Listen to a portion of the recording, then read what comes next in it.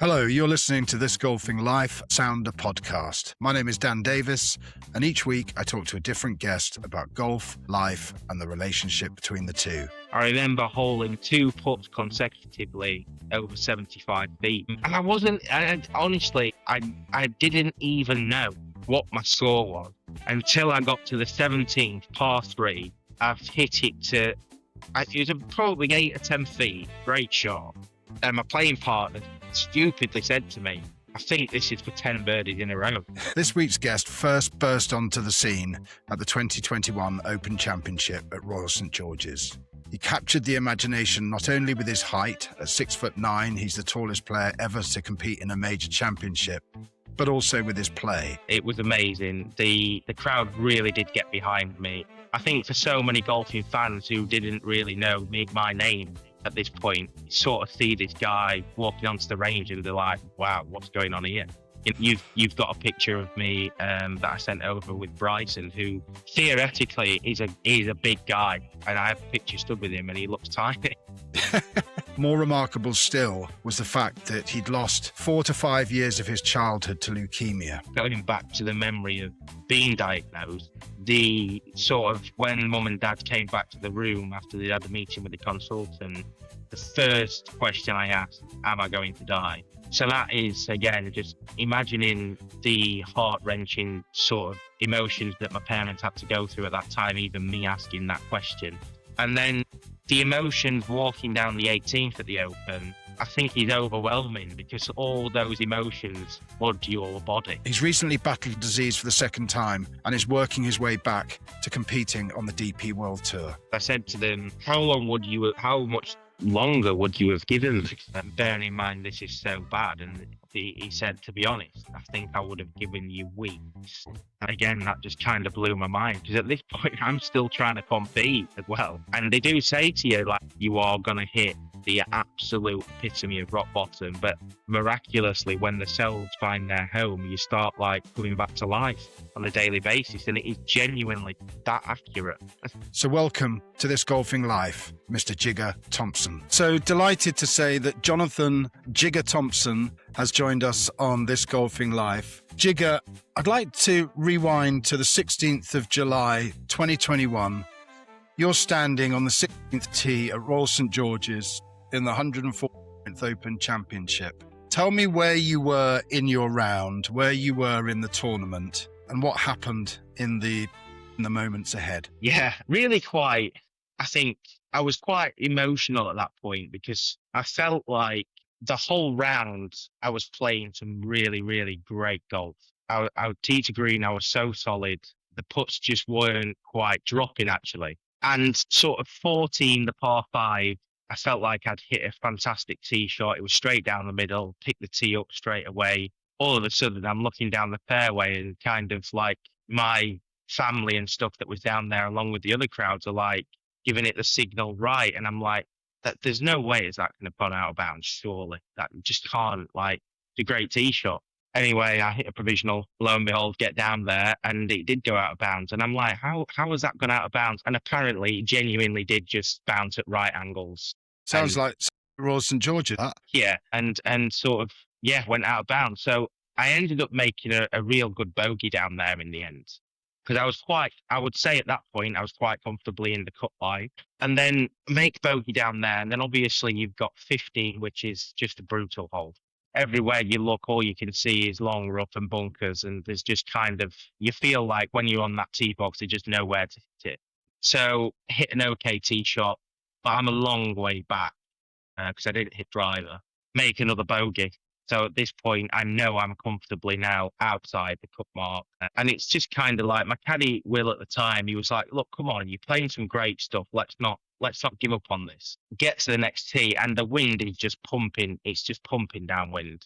So you're playing sort of 15 crosswind out the left, which is just horrible. And then you're going straight downwind to a front flag on obviously the famous par 3 that, you know, Thomas Bjorn's remembered for.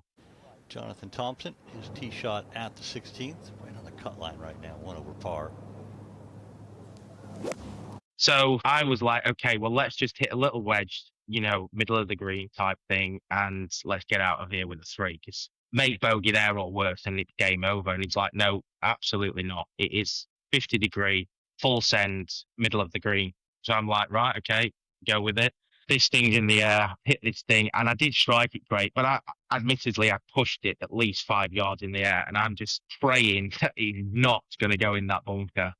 Tough hole to get close to. Landed it perfectly on the downslope. Wow, that'll do it for you right there. And obviously it's blind for us, so we can't see it. We see it land. We know that it's got over the bunker, and we know it's kind of bounced left and not right.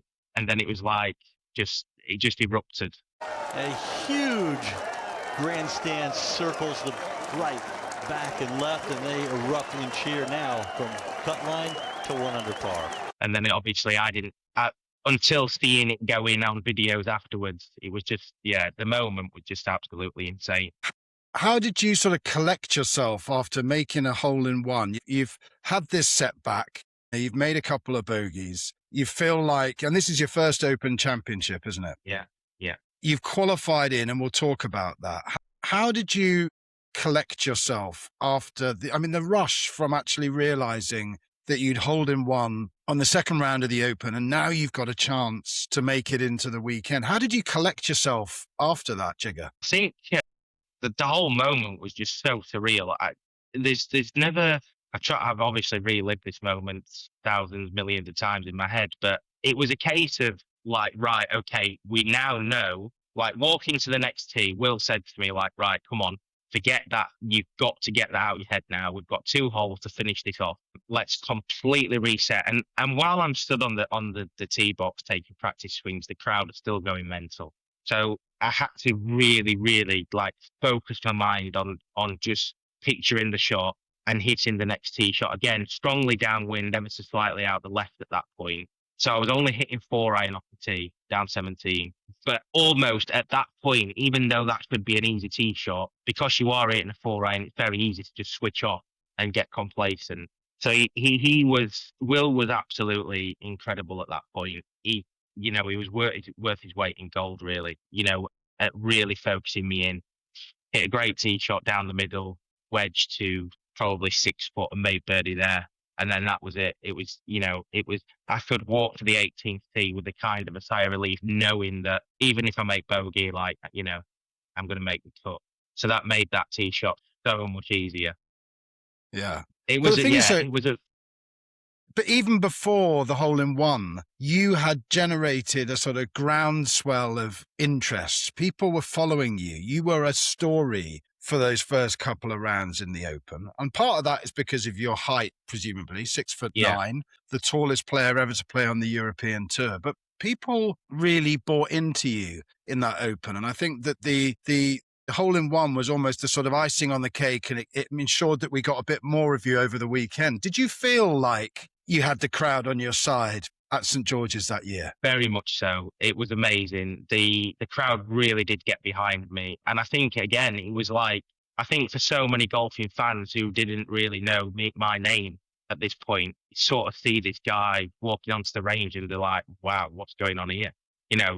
I mean, you've got a picture of me that I sent over with Bryson, who theoretically is a big guy. Like, there's no 2 ways about it. He's a big guy, trains heavily in the gym, and I have a picture stood with him and he looks tiny. So, I think in relative terms, I don't see myself like that, obviously, but I think in relative terms, the people were like, who is this guy?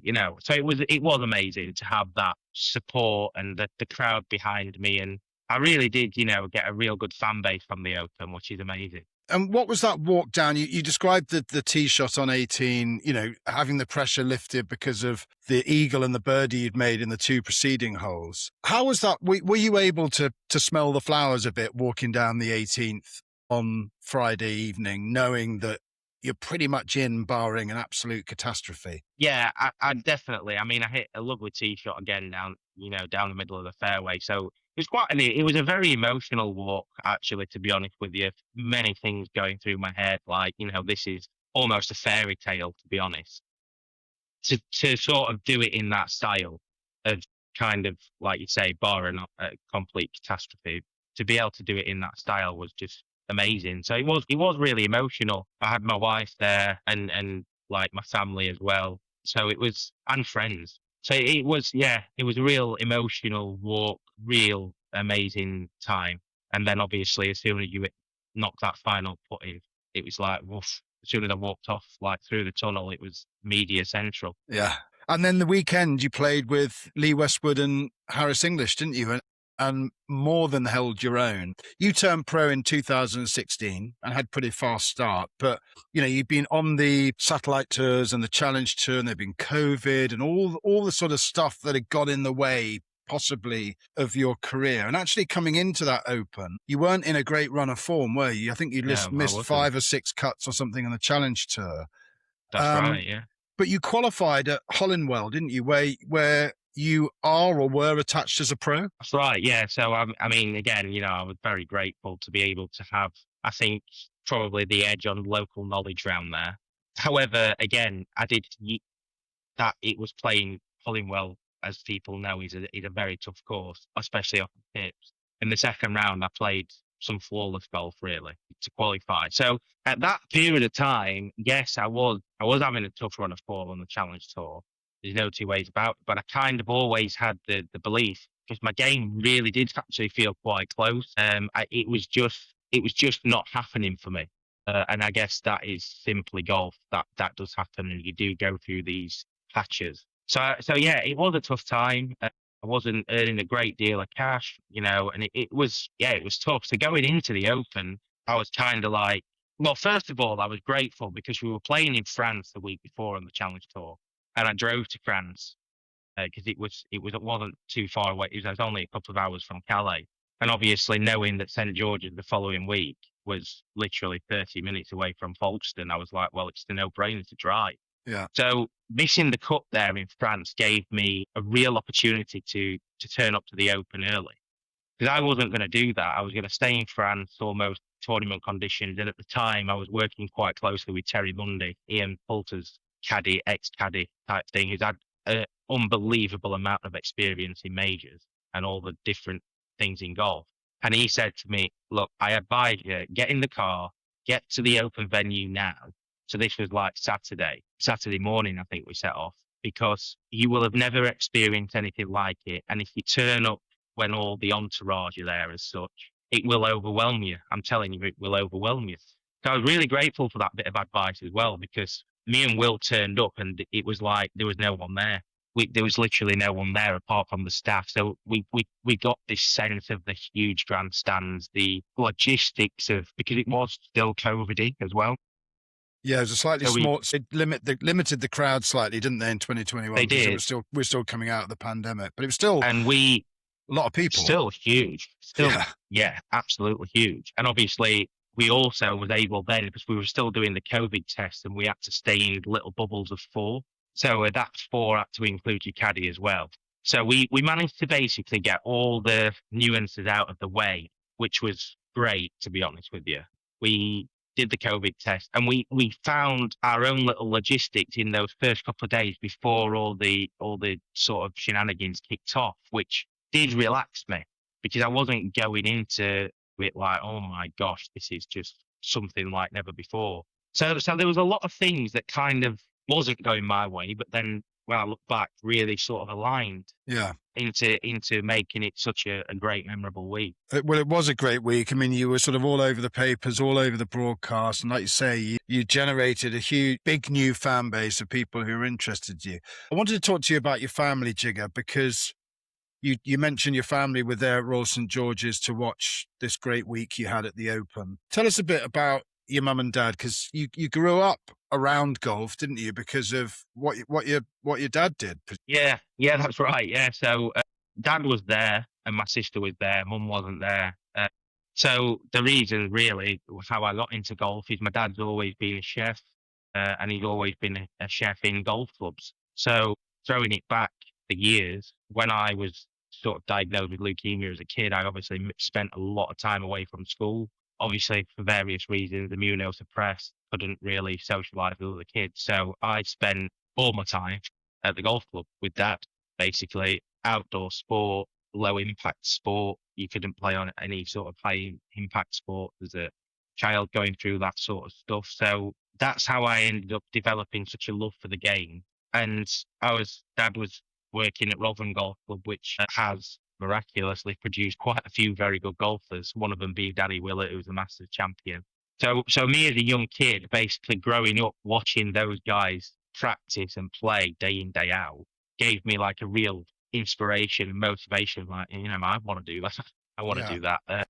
So I was, again, these things happen in life and you just don't know, what it is that sort of guides you down that direction. But Mm. that's how I got into the game. So it was amazing to have dad there and my sister there and obviously close friends to sort of share that moment really. Cause they're in the journey as much as me, they're part of the journey. Well, they're the ones that kind of started the journey off. So it's incredible. How much were the emotions you said you felt walking down the 18th on that Friday? How much of that was connected to what you went through as a child? Because when you were 7 years old, you were diagnosed with lymphoblastic leukemia. So first of all, going back to the memory of being diagnosed, the sort of when mum and dad came back to the room after they had the meeting with the consultant to tell me, the first question I asked, am I going to die? So that is, again, just imagining the heart-wrenching sort of emotions that my parents had to go through at that time, even me asking that question, bearing in fact they'd just been told the news, what they'd been told. And then the emotions walking down the 18th at the Open, I think is overwhelming because all those emotions flood your body. They just flood your mind, they flood your body, and it's just simply undescribable the way that I felt. As number one, I am genuinely living my dream here. Yeah. This is like a true dream for me to be able to even peg it up at an Open Championship, never mind do what I've just done. And then two, really, for them to be there and witness it with all this, with all these fans just going crazy, just like it's overwhelming and it's genuinely undescribable. Something that will live with me forever. It's a true, true memory, and it's it is just incredible. You're listening to This Golfing Life, a Sounder podcast. Sounder's golf gear is designed from scratch and tested on the course. Get 20% off your next basket at soundergolf.com using the code POD20. That's POD20. What you were sort of going through health-wise that led to your parents, getting this diagnosis and that heart-wrenching question that you asked them, after you were diagnosed? So I was basically losing weight rapidly as a kid. It was just no matter what, it was just the weight was absolutely dropping off me. And then I was actually bruising, like you could literally touch me and I was bruising almost, like a piece of fruit. It would just bruise straight away. And it actually took them quite a long time to get a diagnosis. At first, they just thought it was anemia, really bad anemia. And it was my auntie at the time, my mum's sister, who was a nurse. She was like, no, this is not anemia. Like, this is something more serious. You need to refer him to the Sheffield Children's Hospital, which they did. And I went in on the Tuesday for tests at the Children's Hospital and started treatment on the Friday. That's how intense it was. Wow. And to be honest with you, looking back at this recent battle, I had very much similar symptoms. However, I was trying to ignore it as if to say, it's not going to be that, it's going to be something else. I was at the park, I'd just come home from a tournament and my wife had took a picture with me holding Susie. Because obviously there was great concern amongst the family about how I was feeling and sort of some of the stuff that was going on. And this was in 2024 when you had So this was about, when it came back. This was about September 24. I was actually looking back at the photos last night.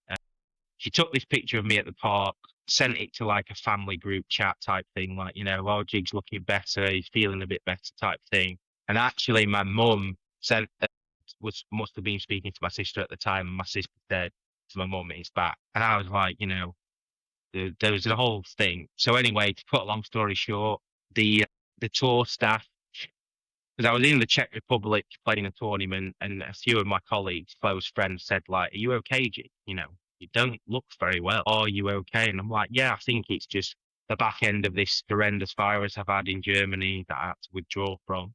I think I'm okay. Yeah, just struggling a bit really to get over it." And then sort of a couple of days down the mark, the tour staff were like, no, do you know what? I think you need to have some tests done. Let's get some tests done. Pay for a private blood test, get some tests done. Lined all that up, had the test done at home, sent it off, and then I got a phone call from a doctor from this company that we'd used saying, you need to go to A&E now. And this was at about 9:30 at night. And I said, no chance on a sort of Friday night. I'm going to A&E at this time. It'll be chaos. No, you need to go. You need to go. Your white cell count's through the roof. You need to go. So we kind of, then I'm like, I'm still batting it off. Like, no, it's not that. It's not that. Went to A&E. And I must admit, because the doctor sent me an email, that the A&E in Sheffield did fast track me, in fairness. And I got re-diagnosed in the room there. They were like, your bloods are back. It's definitely leukemia. You need to get yourself to the Hallamshire now. You went through 5 years of intense treatment from the age of 7. And you know, in and out of Sheffield Children's Hospital, chemotherapy, the whole 9 yards, as I understand it. 2024, it comes back. What's your where was your mindset at that point? First of all, so we in A&E, we kind of we very much got looked after. I'll be honest with you. And my mum was with me and my stepdad. And when I came back to tell my mum, break the news, she gave me a huge hug and she just said, we've done it once, we can do it again. Which, you know, and we obviously all had a huge, humongous cry together. And because I did say to the hospital, like, look, I've got my wife at home with a 1-year-old kid. I ain't going straight to hospital to stay overnight. I need to go home first. And they were like, yeah, go and do what you've got to do. Bearing in mind, this is like midnight now. And in the car on the way home, you know, kind of like just trying to take it all in, because we didn't know the exact diagnosis. They were like, it's definitely a leukemia, but the hematologist centre need to do obviously more tests to figure out what's going on. Fair enough. So I'm like, I just don't know how I'm going to be able to get through this with such a young family for, like, you know, 4 years again. This is just going to be. So I'm trying to, like, process that, I think, thinking that the treatment was going to be the same as what it was as a kid, basically. Anyway, broke the news at home. It was that, obviously, as you can imagine, is horrendous. This is midnight in our front living room. And it was like, right, fight or flight response, actually, now. This is it. I've got to take, we've all got to face this head on. There's no other way of doing this. You cannot sit and feel sorry for yourself as much as you'd like to. This is it. We've got to face it head on, and whatever's thrown our way, we've got to deal with. So we head off to the Hallamshire. I was there, didn't even make it there, I don't think, till about 1:30 in the morning. I just remember having about 15 needles stuck in me to try and get as much blood out of me and rigorous testing as they could do. So then the following morning, obviously meeting the consultants, and because at the time they couldn't quite figure out what was going on because it was that aggressive. So then they were like, look, we've got to do a bone marrow biopsy, which for people who have had bone marrow biopsies will know they are horrific. Did that.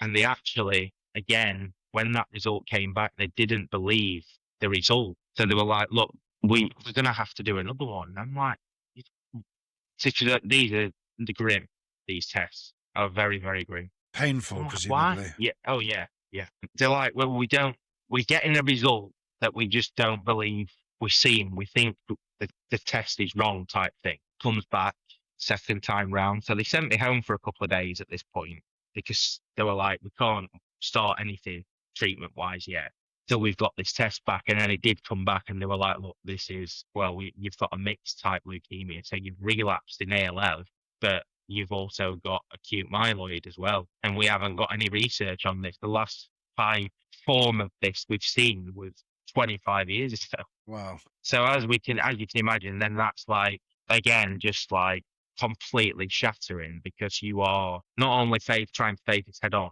really, the medical team don't know what's going on as such. But one thing they did say, and I'll never forget it, is the fact that you are so fit, even though you are so ill, we can throw everything at you. And we are going to throw everything at you because that's the only way we can treat this. How much did you weigh when you went in, Jigger? Just to sort of give a bit of, again, not asking you a personal question, but you're a big lad. Yeah, I was. How much did you weigh when you went in for treatment? I think I was around about 135 kilos. So, you know, a really good weight.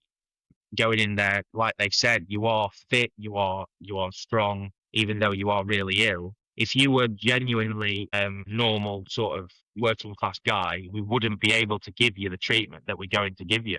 It just wouldn't happen. And then that would, I don't think I would have really had a very good success rate of surviving it, to be honest with you.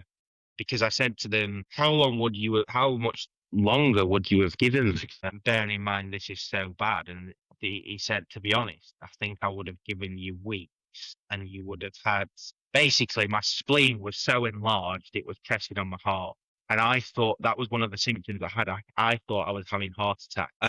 And they were like, yeah, you would have just had an explosion, bled out, and you'd have dropped dead. And I was suggesting weeks. That again, that just kind of blew my mind, because at this point, I'm still trying to compete as well. So yeah, a true miracle. The whole thing is genuinely a true miracle. Number one, for the medical sort of the way how far medicine's come, even in 20 years of having it as a child to now, but the how far medicine's come is just like mind blowing. It is. And then my wife asked the consultant, what's his chances? And he went, well, I don't think he's got a great chance, but I think he's got an okay chance. I think this is 50-50. It's the way his body reacts to this treatment. Again, we are so grateful for my consultant. He's one of the best in the country, so I believe, in hematology. He's a very sort of accredited guy in that world. So we are so grateful for him, because he even did something that again hasn't been done for a long time. Is my first round of chemotherapy, they upped the doses of what they could give, because they were like, you are 6'9", you weigh 135 kilos, we're just gonna do it. If you're happy to do that, we're gonna do it. And I was like, goodness me, yes, whatever. So there's a whole host of things that have happened in this period of time. But again, let's, condensing it down, the aggressive treatment plan was 6 months, not 4 years. And I had a stem cell transplant in that as well, which is, thankfully I didn't have that as a child. I didn't have a stem cell transplant as a child, because that would have seriously complicated things if I had. And they had to be, there were so many things that went into this research again, because they were like, they had to bring up all my old treatment plans as a child, because there's certain types of chemotherapy that you can only have so much of in a lifetime. So they were really concerned that was a problem. But again, thankfully it wasn't. You mentioned your daughter, who was only a year old. She was born in May 2023, I believe. And your wife and your family. I mean, how much had becoming a father given you even more of a drive to beat this, even against the odds that you were facing? I think that is the ultimate question. And to be honest, she was at that moment in time, Susie was my entire motive. Because, well, there's two things here. So she was my entire motive to be, beyond strong in the times of desperation. But also a true blessing, the fact that she was only one. And all she'd ever known from being born was daddy goes away for work and comes back. So she wouldn't remember this in depth of the periods of time that I was spending away, because I was so immunosuppressed as well. I couldn't see her, which is like one of the most heartbreaking things ever as a father to have to go through. So I missed like basically pretty much 6 months of her life and development. There was times where I was strong enough to meet her and live in the lift lobby across from the ward. She wasn't allowed anywhere near the ward. As we know, kids are just bugbearers. Yeah. And everyone on that ward is so immunosuppressed, they've got no immune system, so it's so dangerous.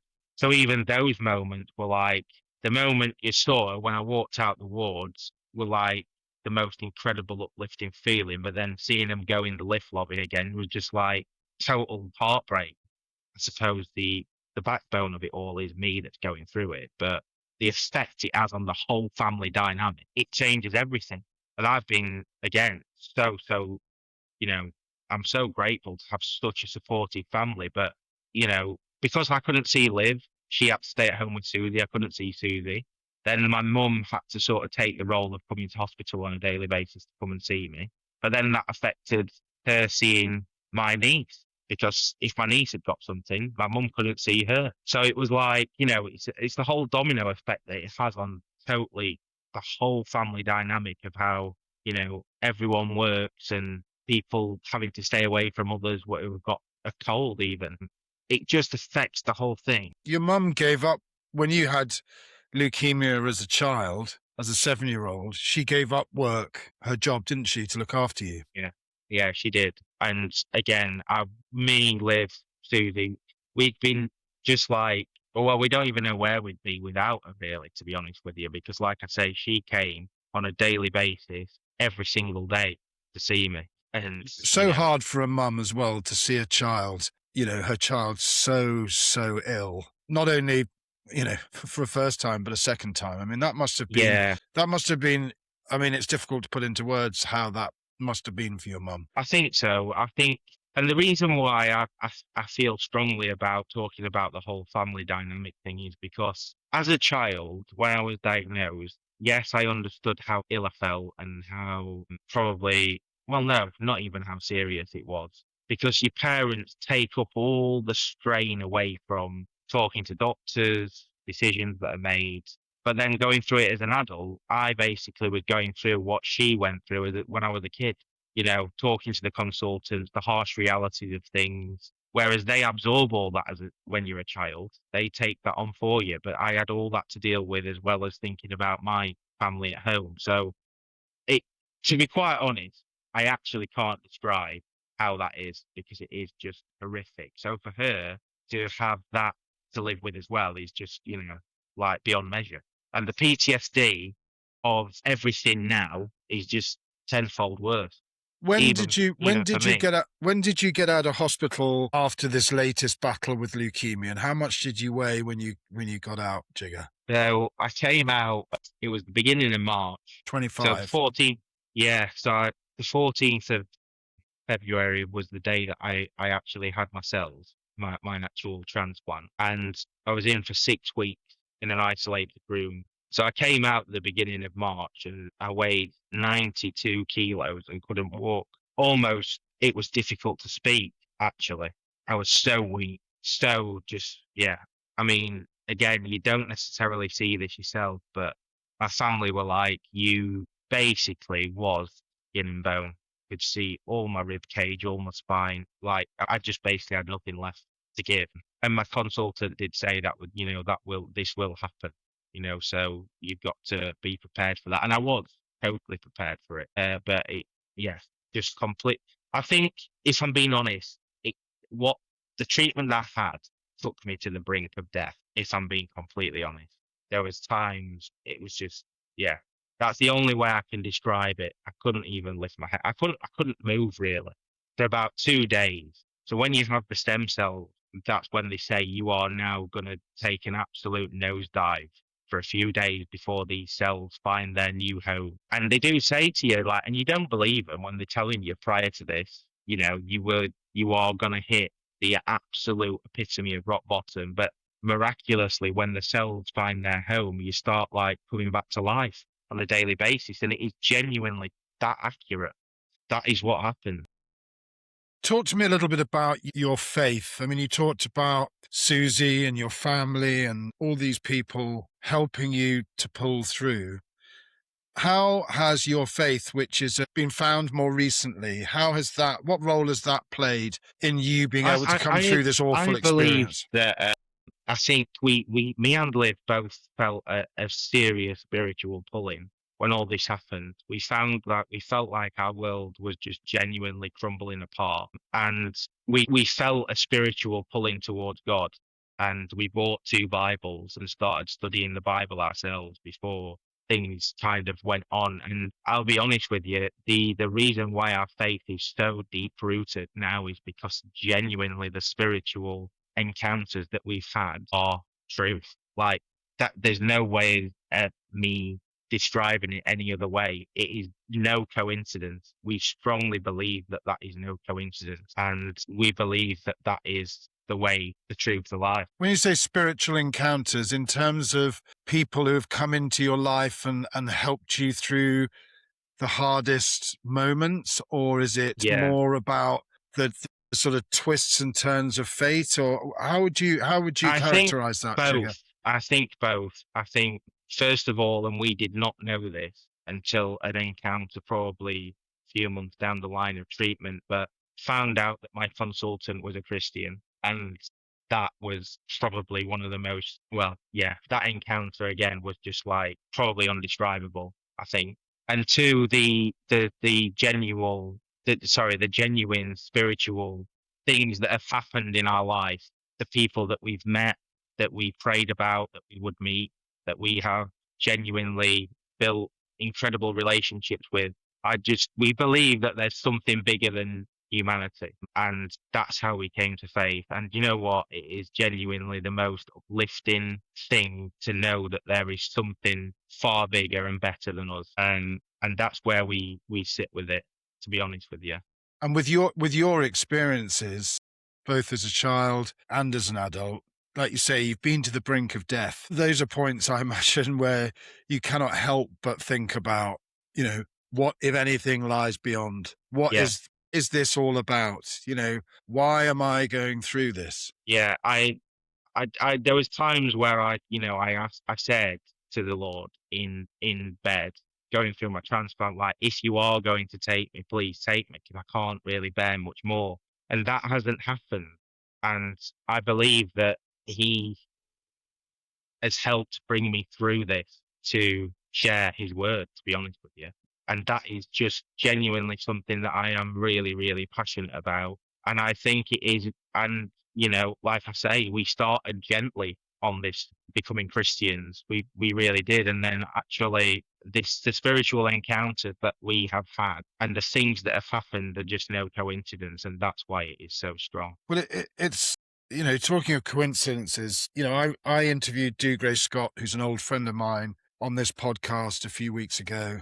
And Dougray and our friendship was forged creating a charity golf event to raise money for leukemia, the Mini Masters, which is I'm wearing on my hat. And we started in 2008, and we raised money for a charity called Leukaemia, which a leading specialist and one of the great global specialists in acute myeloid leukemia, Professor John Goldman, was very much at the center of that. And I remember meeting John for the first time and really believing I was in the presence of greatness. A guy who knew nothing about golf, who didn't know what we were talking about with this charity golf tournament idea. He had bigger things that he was tackling in life. He was amazing. And there was something about him that made me. It was Dougray's relationship. And initially, Dougray had been to see John because of a role he was researching. He played a guy with acute myeloid leukemia. And then I met John because I was working with Dougray on creating a fundraising event for Leuka and now for Leukaemia UK, which we are all thrilled to say that you will be at the Mini Masters on Friday, June the 26th at Sunningdale Heath, which we feel is a huge privilege for all of us. You can be part of the Mini Masters supporting Leukaemia UK. Join Dougray Scott, Gordon Smart, Simon Farnaby, Al Petrie, Sam Torrance, Jigger Thomson, plus celebrity guests at Sunningdale Heath on Friday, June the 26th. To find out more, log on to www.minimastersgolf.co.uk. But when you were coming out of your treatment as a child, you were 11, 12 years old. Yeah. What role did golf have in terms of giving you something to aim for and giving you something to think about and giving you something to take your mind elsewhere when all this bad stuff was happening to you? Yeah, I think, to be quite honest with you, what golf has done for me and still does do for me is the fact that it takes me into nature and it does genuinely take away I think, quite a lot of the PTSD that I have to deal with on a daily basis. And I think back then, you don't think as a child of things like this. It just doesn't happen. No. You're not developed enough to think of it like that. But I genuinely think back then golf was the breakaway. So golf was the breakaway from school. It was the breakaway from the hospital. And it was something that I could do that helped me keep me sane, because number one, you're in the beauty of tranquility. you're in the fresh air. I'm not mixing indoors in a play center or whatever that may be. So it was something that really I could do and I could really get my teeth stuck into. So I think that's the role that golf's played for me, and it still does have that effect. I don't when I'm on a golf course, I don't think about what's happened as a child or what's just happened because I think I'm my mind's elsewhere. So go on. So yeah, that is where it really does help me.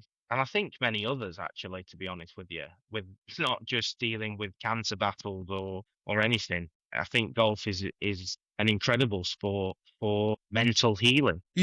How quickly did you get good? Because you started playing around the age of 5, didn't you? I mean, that's a good age to Yeah. start. But were you always a very big child, or did you suddenly go through a huge growth spurt? No, I wasn't. I presume, yeah, I was always on the bigger side, but it was really when I was about between 12 and 14 Right.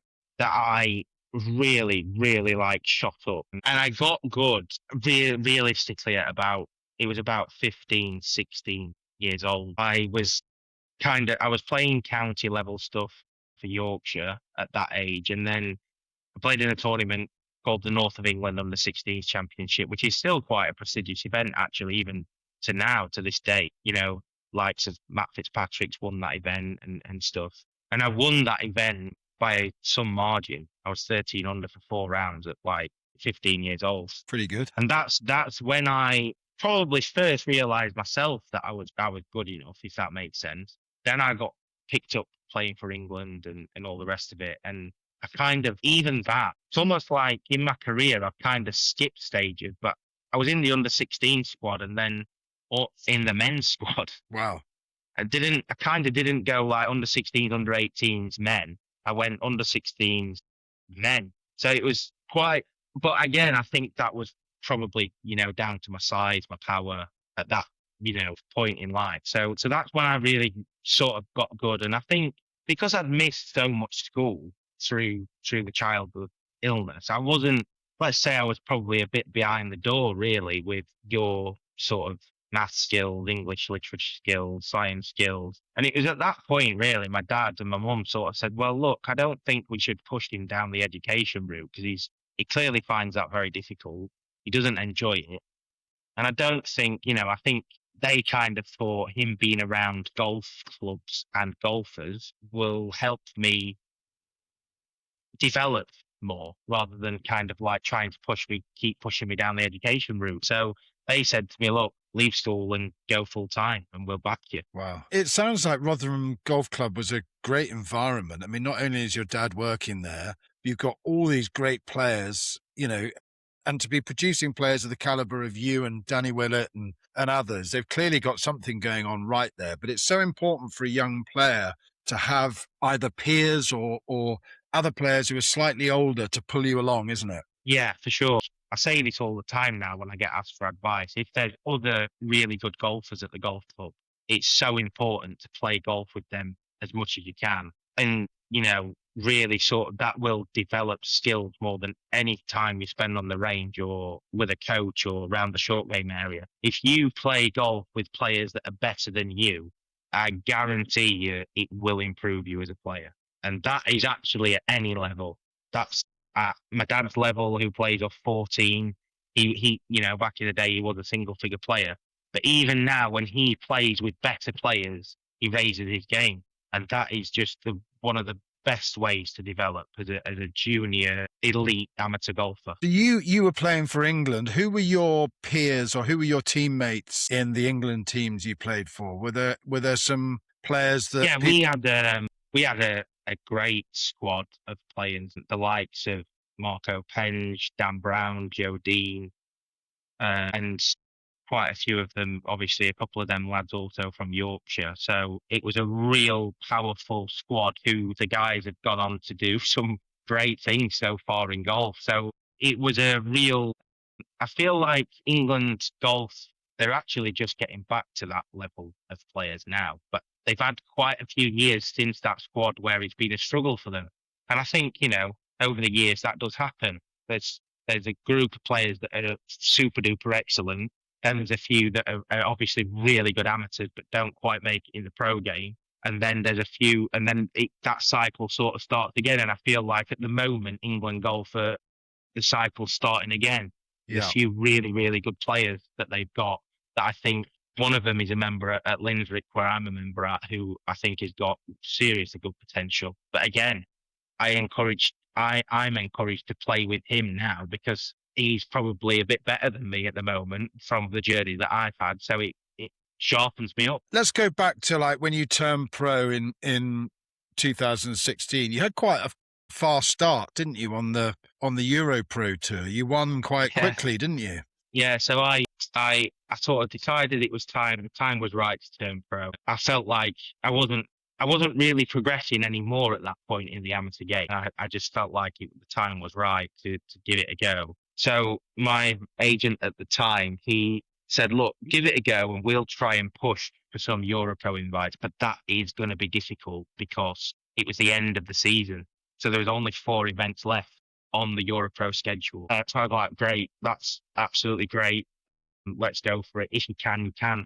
Kindly, the Europro Tour gave me some invites, and in my second start, won. So then that progressed me into playing in the final, the championship, and I actually only just narrowly ended up missing out on getting a Challenge Tour card. Then the following year, I kind of again play Europro Tour, have a solid season, narrowly miss out, and then I went through all 3 stages of Q School at the end of that season and got my DP World Tour card, which was again, kind of like, I say I skipped a step in the amateur game. I felt like I'd skipped a step in the pro game because I had skipped playing the Challenge Tour. I'd played a few events on invite as an amateur on the Challenge Tour, but I'd never played an actual Challenge Tour event as a pro at this point. So it was like quite remarkable, really. And then you almost go and win in your first season on the DP World Tour.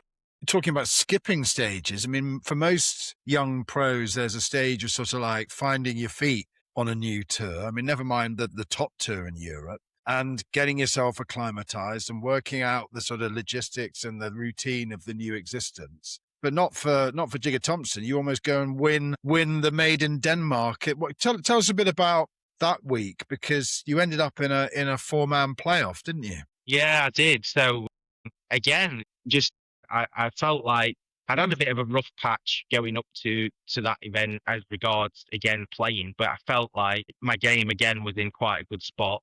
And I mean, that was one of those weeks where I felt like basically anything I did just went right. It was absolutely incredible. I was holding putts from all over the place, 40 feet, 10 feet, 5 feet. It was just bonkers. Some of the shots that I was pulling off as well were, really memorable as well. So it was just, again, it's just an incredible week. And then to be, narrowly basically missing on 17, I don't know how the putt didn't drop really for birdie, and then leaving it in the jaw short on 18. That's the margins of golf, and that is genuinely how narrow the margins are. So then I ended up in a 4-way playoff with Westwood, Matt Wallace and Steve Brown. And hats off to Matt Wallace. I think he birdied something like 13 out of his last 11 holes played, including the 2 playoff holes that he ended up playing. So, fair play to him for that. And it was actually really nice because last year I went to the British Masters just to see friends and tour staff and stuff like that. And Matt was one of the first players to come up to me and, say, just have a good chat. And he's like, I still remember 2018 vividly. So that was really nice. Well, you also talking of making a lot of birdies, you are the joint record holder for 9 consecutive birdies in a tournament. I think I'd be struggling to get 9 birdies in a year, never mind consecutively. I mean, this is the thing I've always marveled at with elite level golfers, is they're just not afraid to keep going. Whereas most golfers, they'll make a birdie and they might make another one on the next hole, and then it's like panic stations. It's like, I've just got to hold on. But tell us about this extraordinary run, when it was, where it was, and what was sort of going through your mind when you're literally almost sort of whiting out because you're that hot. I think that round of golf was, everyone says to me, you never do anything by half you. But again, that round of golf is something that it never really happens. I mean, I remember holding 2 putts consecutively over 75 feet. And I wasn't, and honestly, and this is just the genuine truth, I didn't even know what my score was until I got to the 17th par 3. I've hit it to, it was probably 8 or 10 feet, very short, thinking, and my playing partner stupidly said to me, I think this is for 10 birdies in a row. So, of course, I missed the putt for 10 birdies in a row. And I'm like, actually trying to like, I had to look at my scorecard thinking that's not right. And it was. And then I birdied the last, which was the par 5 to shoot 10 under. That's But I genuinely did not have a clue what was going on. It was just like I was flushing it, hitting it great, and every putt I hit basically went in. nice feeling to have. I was sort of unaware that you were in such a stellar England team. Did you have any good finishes in the British Amateur or the English Amateur? You talked about So your under-16s win. Yeah, so I won the stroke play of the English Amateur when I think I was probably only 16 then, 17 max. Then I lost narrowly by a shot to Cormac Sharvin in the Brabazon Trophy, also at Hollingwell. But I won the under-18 section of the Brabazon Trophy, so that was another trophy to the cabinet type thing. And then sort of had some, not wins, but really good results, I would say, like in Holland, narrowly missed out on a win there. So there was a few things that was going on and sort of had a few course records actually in those events where I'd had good spells. So I think on a whole, I wouldn't say my amateur career was stellar by any means, but it was solid. Yeah. And I think the reason why I felt like it was good to turn pro is because I've always been one of those players that does make a lot of birdies, perhaps far too many doubles and single bogeys, but always made a lot of birdies. And I think in the pro game, that's what's needed, obviously. So Yeah, that was really, I think, the reason why I turned. Yeah, Robert Rock talked to me about he was on tour for a long time, but he said that he always tried to get to that magical number of 20 under par, and he found it tough. But that tallies with what you've just said about making a lot of birdies. How important in terms of inspiring you, in terms of giving you extra levels of belief in your own ability, is the fact that the likes of Dan Brown and Marco Penge and others that you were in that really strong England team with have gone on and are doing so well? Does that give you the sort of the not only the expectation, but the confidence that once your health fully returns, you can, as you've exhibited in the past, you can get to that level? Yeah, definitely. I don't, if I'm being honest with you, if I didn't think that way, I don't think I'd be giving it another go after what I've just been through. But I genuinely do feel like it's possible. And I don't think I'd be able to live with myself if I didn't give it a go, actually. So it does give me great confidence. And to be honest with you, I'm just so pleased to see these boys doing well. It's just great. It really is just great. They're all such good lads and totally normal lads that have just worked very hard. They're very, very talented. And it's a pleasure to see, really. Dan Brown is proving himself to be something of a comedian on social media as well. Yeah. Has he always been like that? He's always been a dry character. He's daft as a brush. He really is. Here's a story for you, actually. So the event that I narrowly missed out on in Holland, Dan won. And winning that event as an amateur, you get a start in the KLM Open. So I actually caddied for Dan in his first ever professional big event. So we both said whoever wins, the other one caddies, the loser caddies in that event. Brilliant. So that was a great experience in itself as well. Yeah.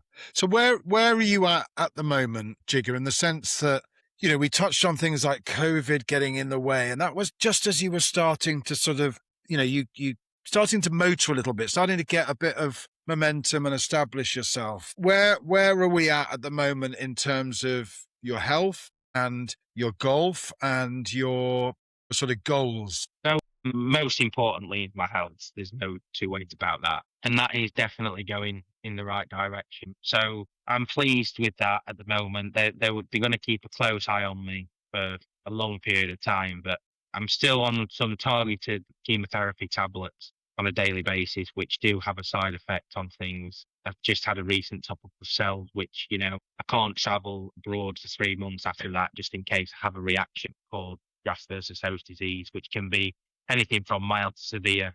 There's no There's no sort of, everybody reacts different to these types of cells. So that's really where I'm at with the treatment side of things. That is still ongoing, but not invasive. My golf game is in good shape, I would say. I think I'm back to probably 80% strength wise in my game regarding like distances that I hit it compared to where I did hit it. But the number one thing is building my stamina back up. I've only probably the last sort of, I would say, 4 months being able to, with the trolley, electric trolley, be able to get round 18 holes, playing, walking. So that's my number one aim at the moment, is to get my stamina back to a place where I can play 5-6 rounds of golf a week on my feet.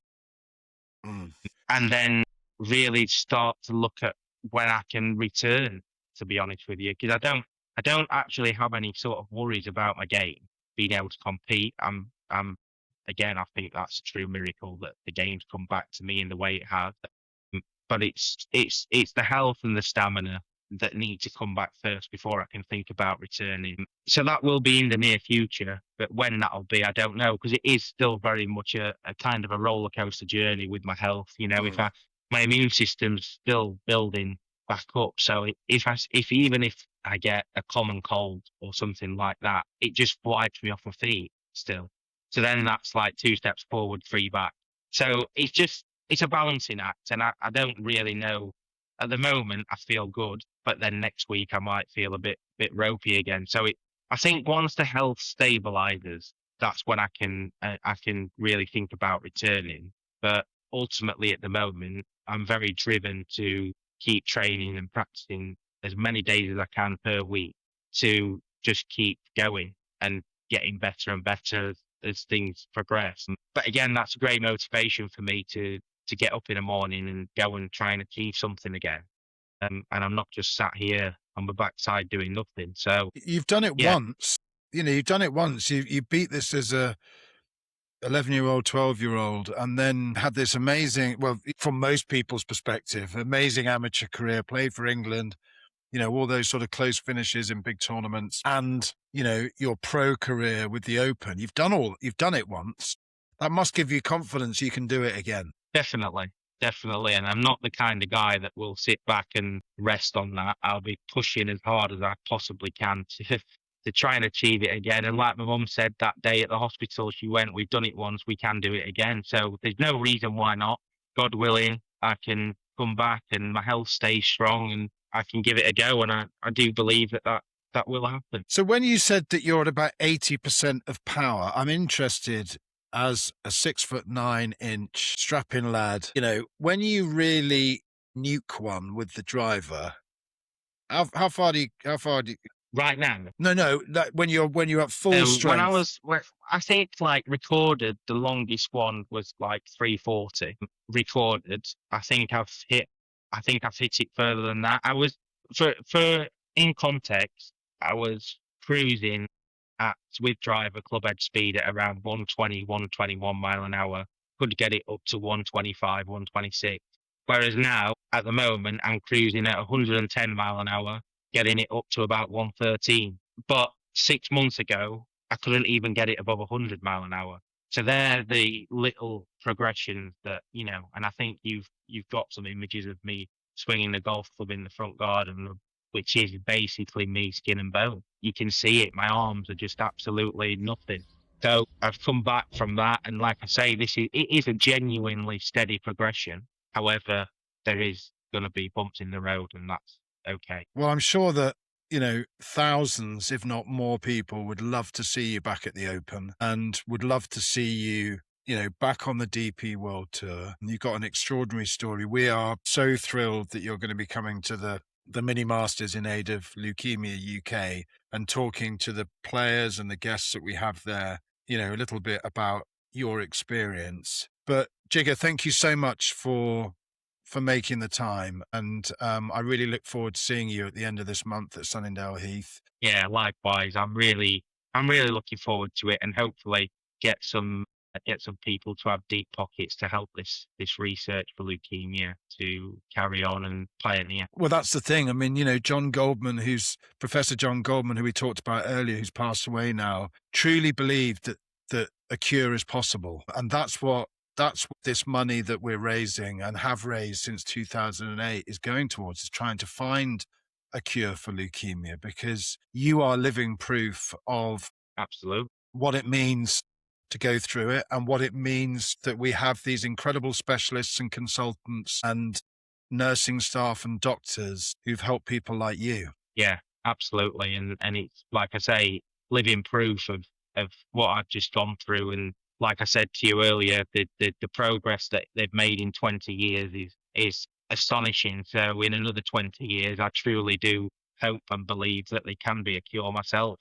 I think they are, breaking all sorts of boundaries to get to that next level. Yeah. Well, thanks so much for your time, Jigger. Really appreciate it. Thank you.